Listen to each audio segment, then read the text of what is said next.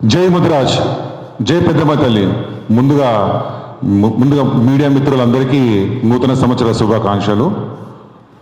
మేము మన బుర్ర జ్ఞానేశ్వర్ గారు చైర్మన్గా, ముదిరాజ్ కార్పొరేషన్ చైర్మన్గా అయినాక అప్పటి నుంచి తెలంగాణ నుంచి అనేక సంఘాలు, మా ముదిరాజ్ సంఘాలందరూ ప్లస్ ముదిరాజ్ ప్రజలందరూ కూడా అతని దగ్గరికి వచ్చి ఎన్నో సమస్యలు చెప్పుకుంటూ వస్తే అందులో ముఖ్యమైన సమస్య వచ్చి బీసీడీ నుంచి బీసీఏ.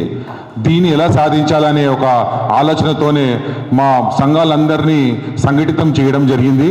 ఆ సంఘటితం చేయడంకి చేసుకుని రౌండ్ టేబుల్ కాన్ఫరెన్స్ కూడా చేయడం జరిగింది.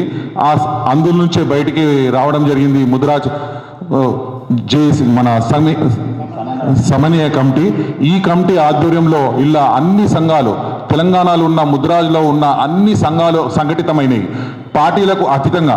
దానికి మా బుర్ర జ్ఞానేశ్వర్ గారు నాయకత్వంలో మనం బుర్ర జ్ఞానేశ్వర్ గారు తీర్మానం ఆ రోజు మేము చేయడం జరిగింది అనగా బీసీడీ బీసీఏని ముందుగా మనం సాధించుకోవాలని.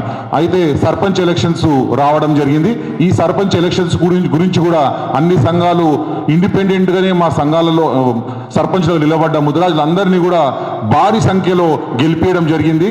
వాళ్ళు కూడా ఇప్పుడు ఉన్న అన్ని రిసర్చ్ జనరల్ కేటగిరీలో కూడా మా ముదిరాజులు ఎక్కువ సాధించడు. ఇది మీరందరూ గ్రహించాలి, అన్ని పార్టీలందరూ కూడా గ్రహించాలి. ఇప్పుడు ముదిరాజులందరం సంఘటితమైంది. మీ పార్టీలన్నీ దృష్టి కూడా ఇప్పుడు ముదిరాజుల మీదకి రావాలి.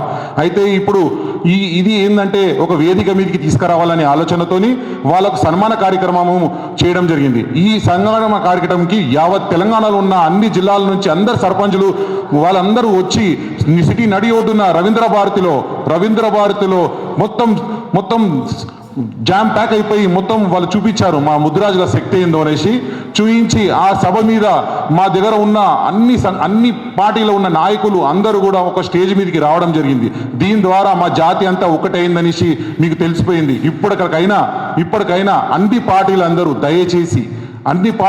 దయచేసి మా దగ్గరికి రండి, మా ముదిరాజు దగ్గరికి వచ్చి మా కోరిక ఏదైతుందో దాన్ని నెరవేర్చాలని కోరుతూ నిన్న జరిగిన సభకు ధన్యవాదాలు, ప్రతి ఒక్క ముదిరాజు బిడ్డకు ధన్యవాదాలు చెప్తూ వాళ్ళకి ఎవరికైనా కానీ కొంత ఇబ్బంది అయినా కూడా మీరందరికీ మమ్మల్ని క్షమించాలని కోరుతున్నాను.